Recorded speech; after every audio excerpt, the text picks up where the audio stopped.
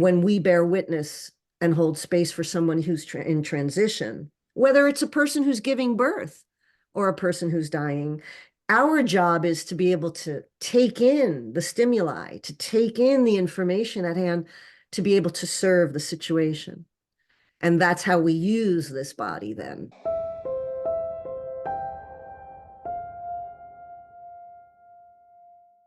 Hey folks, welcome to the Brilliant Body Podcast, a forum to learn about and liberate the brilliance of your body and ultimately to expand the meaning and experience of intelligence. Join me, Ali Mazet, and other body masters to explore pioneering and varied perspectives on what it means and feels like to be embodied. So many people feel disconnected from their bodies due to emotional or physical pain, or even conditioning and lack of education. Others feel quite at home in their bodies, yet want to learn to have more pleasure, awareness, and access to the body's guidance. This podcast is for everybody. Each one of my trailblazing guests has studied their own bodies and others' bodies for decades and will share their expertise and unique mission, how to thrive as a body. So join us and reclaim your body's brilliance. My next guest, Karen Bellone, MFA, is a certified end-of-life doula and death educator at the Seven Sense in New York's Hudson Valley. She founded Exit Strategy for Dying, reshaping the conversation around death and grief through arts and culture. With an extensive background in award-winning filmmaking and photography, Karen offers a unique perspective on end-of-life care, integrating visual and auditory therapies to support individuals facing mortality.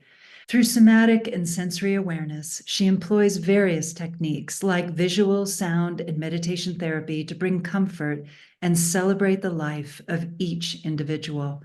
Our conversation was so rich and relevant to the theme of my podcast that it naturally extended into a two-part episode.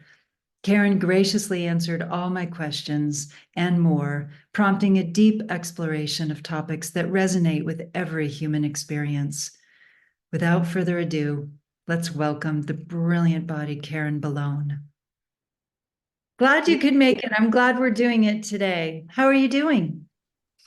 I'm good. I'm good. You know, it's I don't know, 2024 started off with a bang. And it's like already the end of February, and I'm amazed by that, to be honest. How about you? I'm feeling and seeing my age today, which is actually a good segue into one of the several reasons why I wanted to invite you on the podcast, because wow, you run into your 60s and mortality becomes more and more of a prevalent concern, even subtle, if not vivid, preoccupation at times, particularly once those of us who have lost both our parents, and that feeling of there not being kind of a ceiling on who's next. Of course, people can die at any time, but I just am so appreciative of the work that you're dedicated to doing with helping people not only have good deaths, and I do want to ask you about what that even means, but also to have good lives. And I would just love to know, first of all, why do you care so much about this? Hey, Kitty. Why do you care so much about this? And how is this your calling? Was it always a sensibility that you had very young? Or what happened in your life that drew you into taking care of this aspect of our existence? Yes, to all those questions.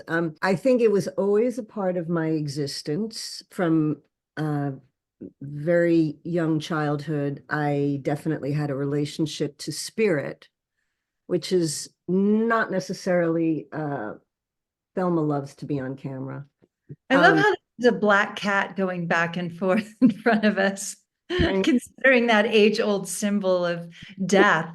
That's fantastic. We got the raven over here, you know. Yeah, exactly. Um, Well, I mean, let's just start from the beginning. I mean, yes, I've always had a relationship to death and also to spirit. And I would say that Edgar Allan Poe was one of the first influences in my life. And Really? therefore, the Black Cat is appropriate. But Poe, I believe, was a mystic and encoded a lot of very esoteric information into his very scary tales. So, he was very smart about being notorious in a way and making the information encoded and titillating.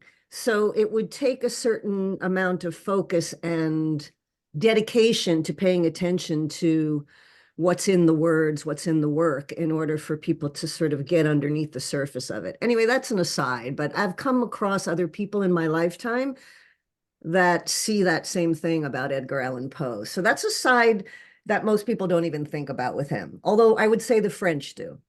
They Hmm. they kind of knew early on. Anyway, when I was 10 or so, that opened a door for me into a deeper thinking about life and death.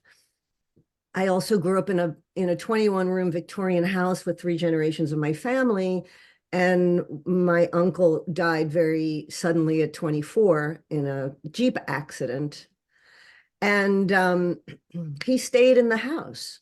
I was born 2 years later, and I used to play with him, with his daughter.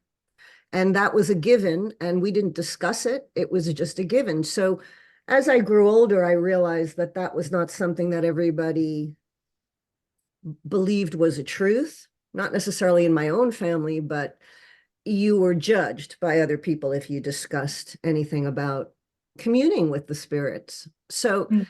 it was only later on that I came back to that and realized that that is a deep truth and that it's unfortunate that people don't cultivate that part of their existence while they're mortal. So that's kind of my backstory. Wait, so does that mean from a very early age you had a lot less or no fear of death because you were able to continue to commune and even enjoy someone who had departed their physical form? I wouldn't say that I have no fear. I think that I'm engaged with the mystery of it in a way that has always been there for me. And I have always been dancing with that to some degree in my existence, knowing that this is ephemeral, knowing that this is impermanent, and that there's a huge gift in living that way. But I would also say that, like yourself, I'm of a certain age now, and I am aware that my mortality is much more upfront and present.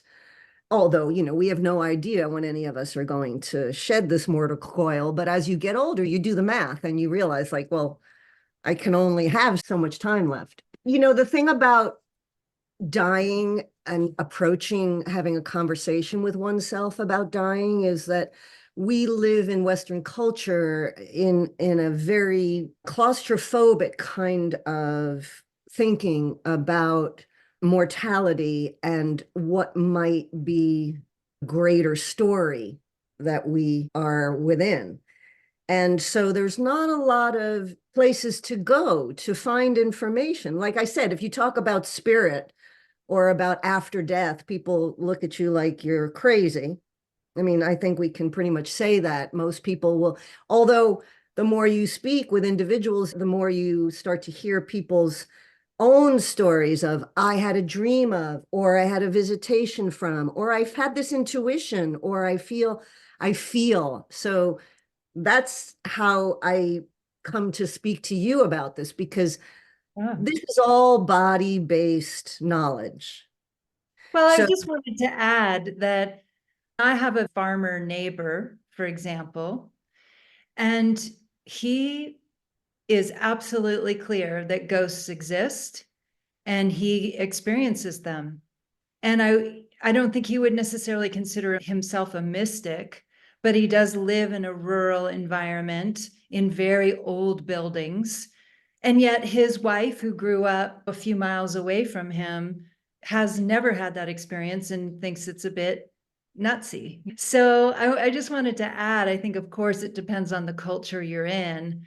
And also the area, the region, the family, whether religion potentially is influencing the allowance of those experiences as well.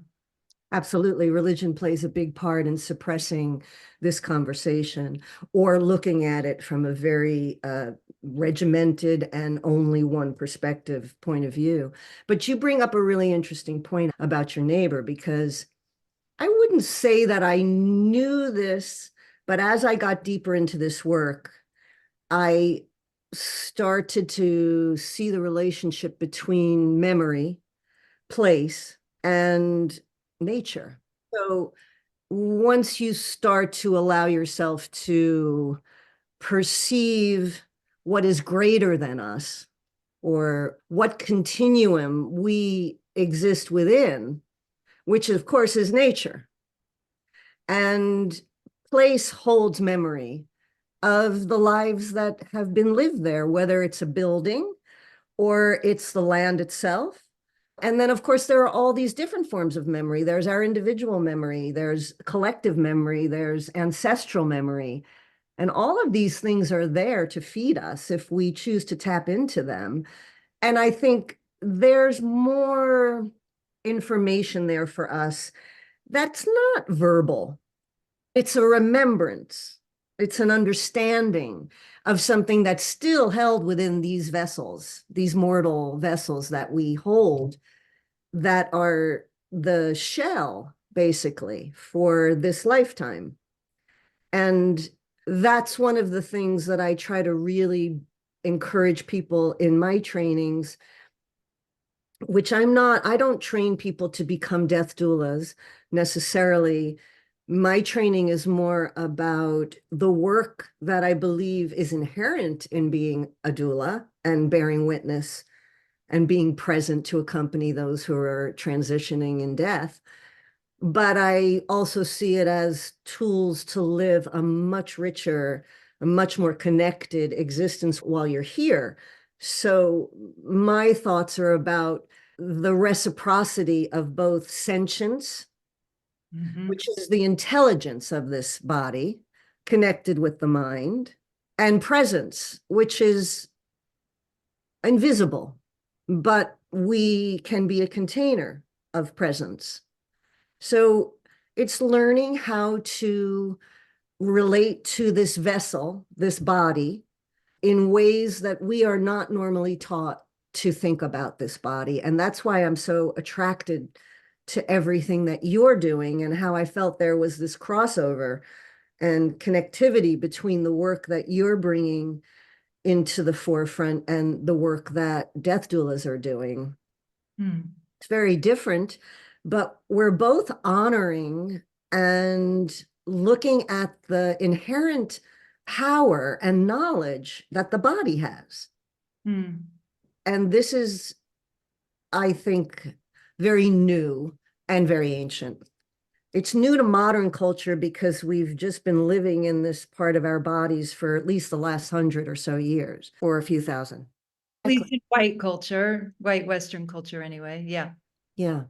I think death in and of itself was very much a part of community. And that's the big part of the work that I do and what I've started in my part of the world here in New York, to create community around caregiving and death care, because on the medical front, this is turning into an epidemic. Like, we don't have a system to carry us, especially as the baby boomers are all dying and there's 75 to 80 million people going to die at the same time. We need some compassion and some empathy for ourselves. I mean, I myself, a woman living alone of a certain age, and I have a lot of friends like this, male and female, who don't necessarily have family, or they may have a child not living close to them. We are a generation that will fall through the cracks during the time that we're dying if we don't start paying attention to it. So that's like the cultural crisis we're in. On the other hand, in terms of the power of the work itself, many people wait very long. In fact, more than likely too long, to be able to do the work they may want to do in clearing the path for themselves to let go of this body without regret or unfinished business or proper goodbyes for themselves, or whatever it is that we feel we need to sum up in our stories. And stories are a huge part of our lives, and we don't think of them that way, you know? There's the family story, which is often very complicated, as you well know.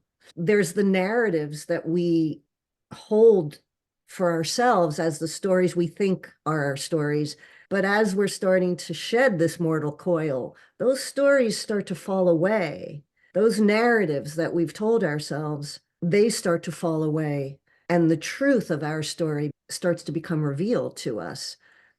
This is a part of psychology and psychiatry that Erik Erikson coined. I believe it's the 8th phase of human existence, what he calls ego integrity versus despair. So there is a moment, and it could be the moment right before you take your last breath, but there is a moment where most of us want to make peace with something. And so the work of a death doula early on, if someone gets a terminal diagnosis, or somebody's perfectly healthy and they want to have a conscious death, and of course, this is much more of a Buddhist concept than a Western-based concept, but I am finding more and more young people, millennials and Gen Zers in this country, in America at least, I'm finding they want to engage in these conversations. They want to talk about it now because they want to learn how to live now under the duress that they are under on the planet. The planet is dying, whatever that means. The planet will more than likely go on. We may not. So I think we're in this cultural shift where there's not a lot of clarity or light necessarily yet, but since COVID, I've seen the playing field change in terms of what people are thinking about and how much more prevalent death, dying, grief, and loss are for people now, and what that means to their lives and how it lives within their bodies. This knowledge or this desire for more connectivity in the body.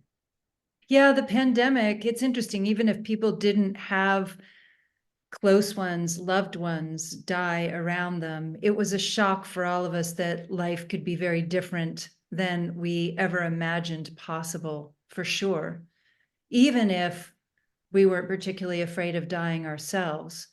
I Did was you want just going to say that I think one of the lessons learned during COVID that I'm seeing the results of now is not so much about people fearing. Yes, there was a moment where we feared we would die from COVID if we got it. But I think what it really brought up, and I saw this a lot in the news and in stories being told during this period of time, that people started to understand that grief is not just about losing someone to death, but grief could be about what am I losing right now in my existence? What have I lost? I lost this job. I lost this love. I lost my home. I lost, and that is grief. And we have no tools for understanding how to make it past those, what we like to call little deaths. God, I just watched last night the SAG-AFTRA Awards. Literally, tears were running down my face for 3 hours watching it because I was experiencing the grief of a path I didn't take. I acted for a while and I loved it and I had talent and skill in it. And my life branched off for a variety of reasons. And that's not the life I chose or that chose me either way. So I just wanted to add that grief often, as you're saying, can come with the path we didn't take, the path that didn't take us, things that we really, really longed for or thought we did, all these different things. This Yes. is it's so basic to our human existence, not just our human existence, our being. Every being on this planet experiences grief too. We're not the only ones. This is the other thing that you start to really understand intrinsically as you start really being present for death, whether it's a human or another being. It's the same exact thing. We all experience grief. I would love for humans to really concentrate on that more, because part of what I think starts to allow us to have a good death, which we'll get into because it's a very Love that. loaded phrase, is the idea that we are just these grains of sand, all of us. The ego makes us believe that we are it. But that's so much pressure in a way in our lives, pressure we don't need. And when we start to relate to the idea of like, you experienced that loss last night, you gave that up a long time ago. But that feeling is still very present when the stimuli occurred, right? And these are our stories. These are the stories that matter. This is the truth of who we really are. And it's not a terrible thing to embrace the fact that we grieve, that we feel loss, that we experience sadness, because then when we experience joy, we know what that feels like. It's not lost on us. You know, these elements of light and dark in our lives, they're crucial to us living really a healthy existence. And the body is the home of this mind, not the necessarily the part of the brain that we think is the only part that's thinking. You know, nobody talks about sentience. Sentience is a huge We part. do. Yeah, you do. Yeah, sentience is the bomb for sure. I love this phrase and this concept. The loss isn't lost. That's beautiful. It is. It gives a sense of hope. Like loss isn't lost because out of any ashes, whether that is choosing a different career or a home burning down or the loss of a relationship or whatever, of course, opens different gains.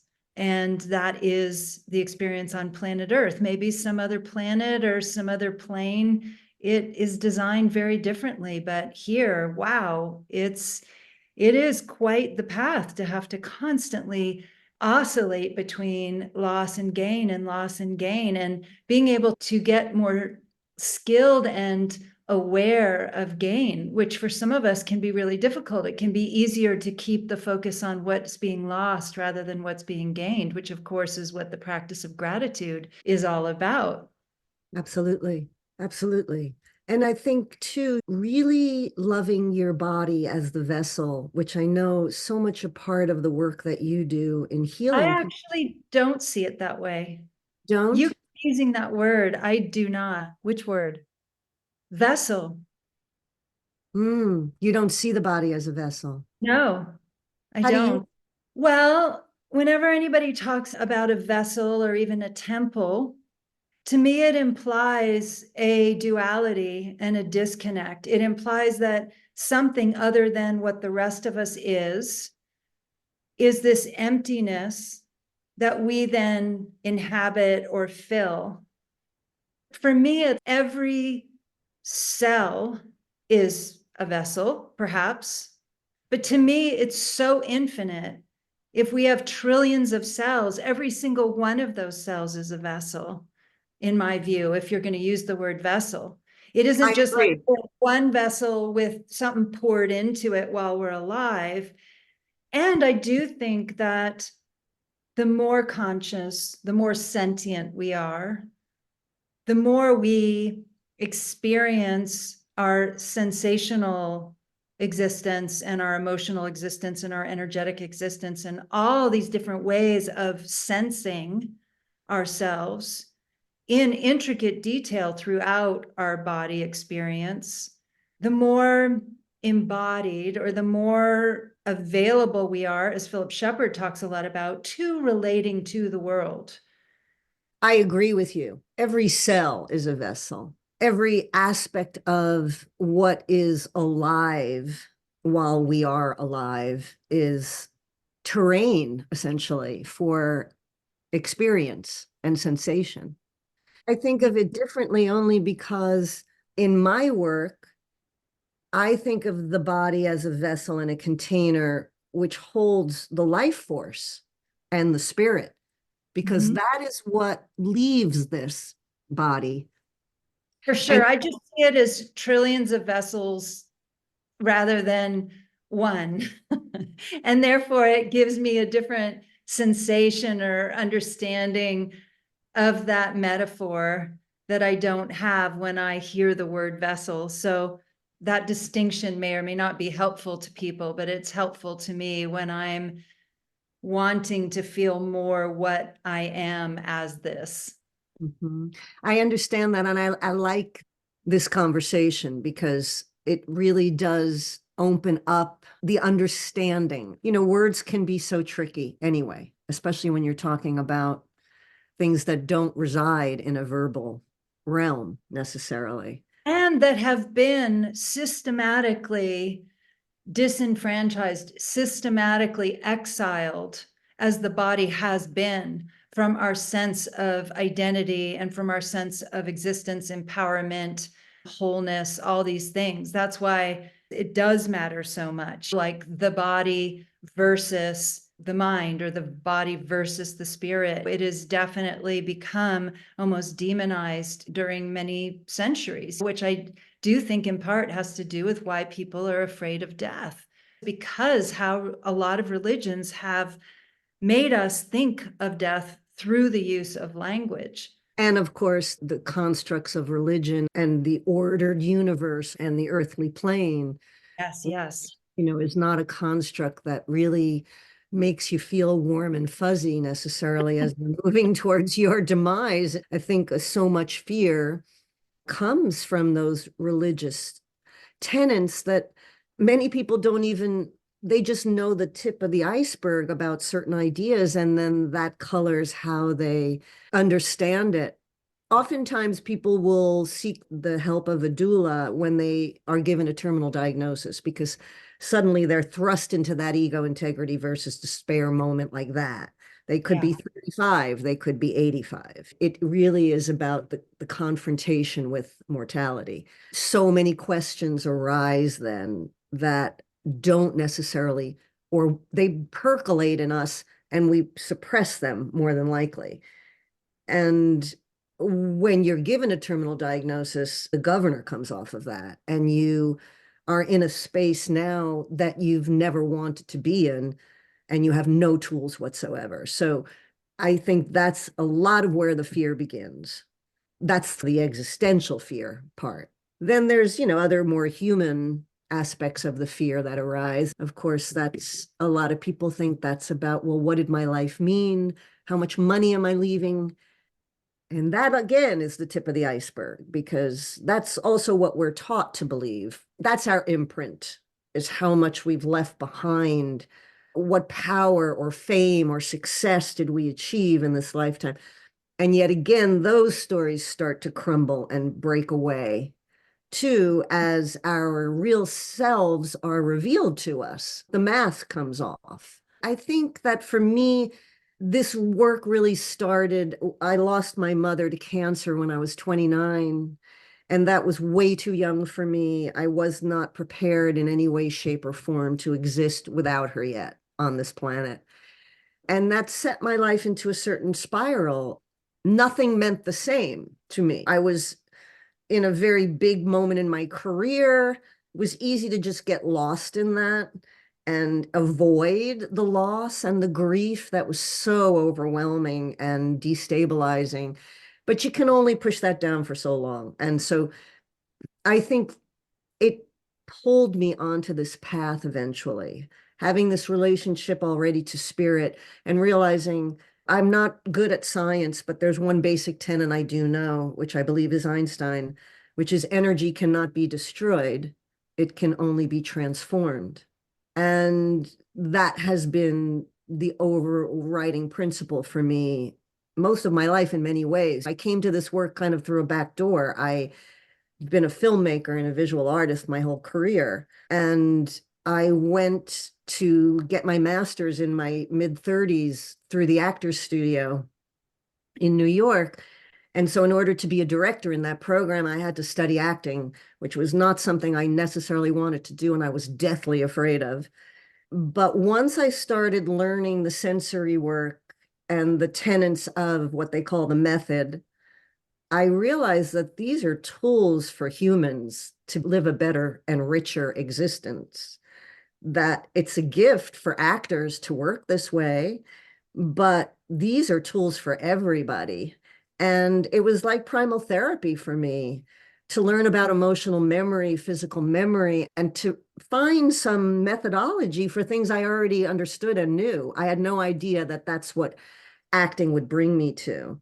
So I give a lot of credit to Gary, who taught me the sensory work at the Actors Studio, because for me, that's still the foundation of how I try to help others learn Yeah. about being able to hold space for the dying.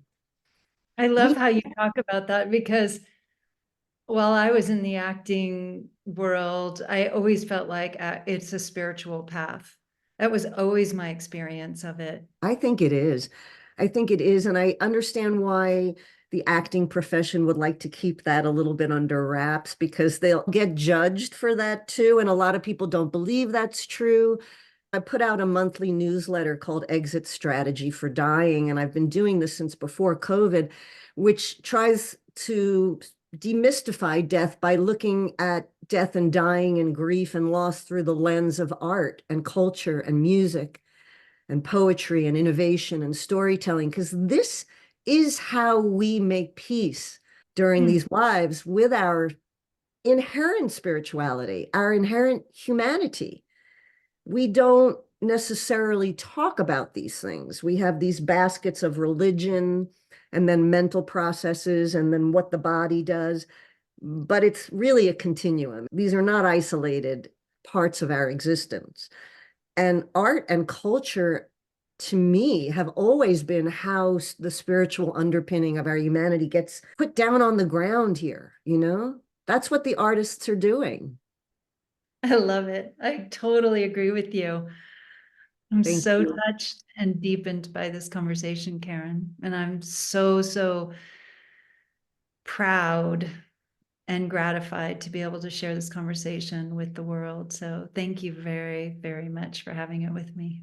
Thank you. Thank you for concentrating on this subject in the context of what you're doing. It's such a beautiful combination. And thank you for the work you do because you're waking people up. I hope so. Waking us all up before we die. Yes. But I that's the birthright, isn't it? Like we should be living while we're living, not yes. waiting to this last moment when it's taken away from us. And then we realize I wasn't what I wanted to be. I didn't live in this body the way I wanted to. The time will pass. And so the idea of what you do is to give back this birthright to people that I feel has been taken away from us in modern culture. We're just not sensitized in this way. The further removed we've become from living in and amongst the natural world and other beings, the harder it is to experience ourselves as part of the circle of life and death. And to feel ourselves and our real truth. I think that's one of the reasons why there is so much grief and loss in the world, personally. I think that's a big part of it. We can't touch it, we can't feel it. And what you're doing is helping people to come back to that truth of what is our birthright and what is our death right. Those things, that's what we are. We're held within those constructs. I love that. I've never heard that before. Death right. So beautiful. That's a book waiting to happen. There's a lot out there. There's The Rights of the Dying, which is a beautiful document. And there's so many amazing minds out there. And it gives me a lot of hope, actually, is the truth of it. This work gives me an enormous amount of hope, which probably seems antithetical to people, but it's not. It's not at No, I all. think it's a very special sensibility that you have. And I can only imagine how blessed all the people whose bed you sat beside and how much better a death they had because you were part of it. So lucky them and Thank you. lucky us for your being here. So thank you again. Thank you so much. Thank you. I hope you're finding immense value in this conversation so far, but this isn't the end. Don't bury the conversation just yet. The second part of our chat with Karen Bellone is coughing up some fascinating insights.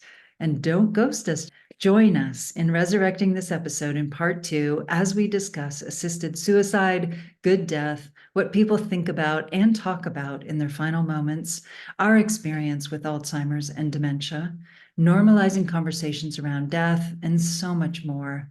I hope you join us for the second part of this wonderful conversation with Karen Bellone.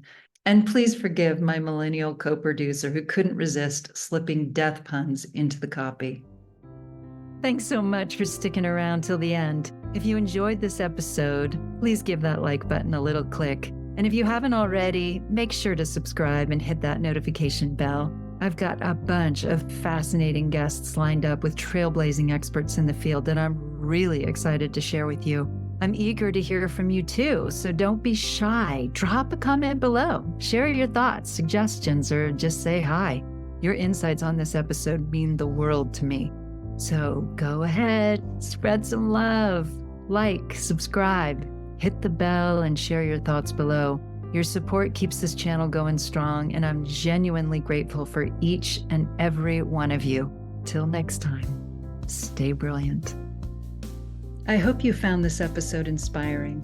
If you'd like to learn more about the many ways I'm encouraging and guiding the wider world to reclaim the brilliance of the body, please visit my website at www.alimezey.com. Thanks so much for listening. Until the next episode and beyond, reclaim your brilliant body. The Brilliant Body podcast was created by Ali Mazet. This episode was co-produced and edited by Ali Mazet and Florence Popoff. Thanks to Florence Popoff also for my social media management, and to composer Blair, Mr. One Man Band Wilson for my theme music.